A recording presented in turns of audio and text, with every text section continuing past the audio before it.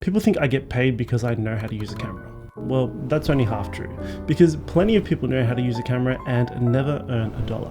For me, it came down to these three things that turned a hobby into a career. And to understand how this happened to me, you need to understand my first job. At the time, I was a student working part-time, and in my spare time, I used to make gym videos. The job that I worked at, there was actually a gym upstairs, and a lot of the trainers saw my work. During my spare time, I would create videos and continually increase my skills. Well, there came a point where my skills got good enough that actually one of the trainers decided to hire me. They wanted me to shoot 6 seminars over 6 weekends. Now that worked out roughly to about $1,000 per seminar, and my mind was blown. I didn't realize you could get paid to do something that I enjoyed doing. Now, I by no means felt ready or qualified to take on a paying client at the time. Actually, when he asked me to quote for it and provide an invoice, I was like, yep, sure. And then I went home and Googled, what is a quote? What is an invoice? But this first project made me realize a bunch of things. 1, it's proof that you are good enough. 2, that you don't have to be the best in order to get work. And 3, you can get work even when you're not ready. It's up to you to decide whether you want to jump in and take the leap. But what if you haven't landed your first client yet, or you haven't been able to get repeat clients? Well, the opposite can be true. Maybe your skills aren't there yet, but it could also mean that the right people don't know that you exist yet. Because getting paid isn't just about being good at what you do, it's also about making sure that the right people know you exist. Which brings me to the first thing that actually got me paid: positioning. People need to understand who you are, what you do, and why they should think of you. And it doesn't have to be fancy. For me, I did a bunch of different things. One was I created a website because it was relatively cheap at the time. I highlighted and spotlighted the type of work that I wanted to get, which was fitness related stuff, because people want to know that if they hire you, that you can shoot the type of work that they want to do. Number 2, social media wasn't as big back then. In the early days, for us, it was just a whole bunch of fitness related stuff, and it slowly developed over the years. Make sure you have a body of work that is attracting the work that you want to get. And the third was an elevator pitch. I think the key lesson to take away here is if people don't know what you do and why you should hire them, they're not going to be able to hire you.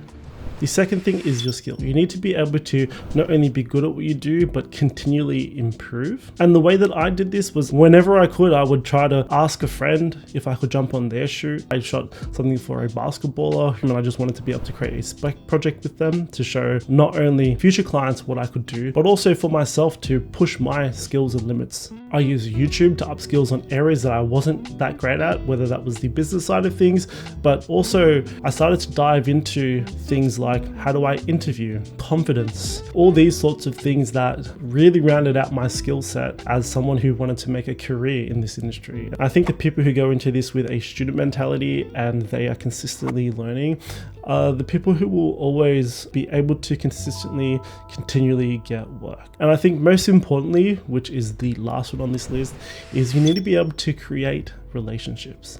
And this is for a multitude of different reasons.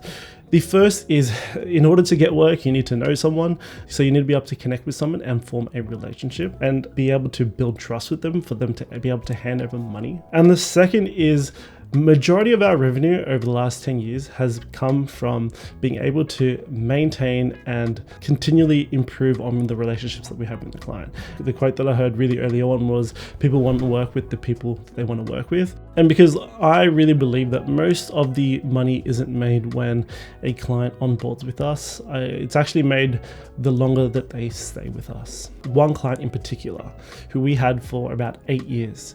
And I believe the first video they did with us, we charged them around $1,500 to $1,800. By the end of their tenure with us, over those 8 years, that very last year, they spent upwards of $60,000, which shows you what a relationship over that period can develop into. And that's been tremendous for us in being able to predict revenue, but also have a sustainable career in this. Now, I don't want to leave you with just theory. I want to leave you with a practical checklist that you can check to make sure that you are doing the things necessary in order to get work. The first is, do you have enough work? Is it organized so people know what you do?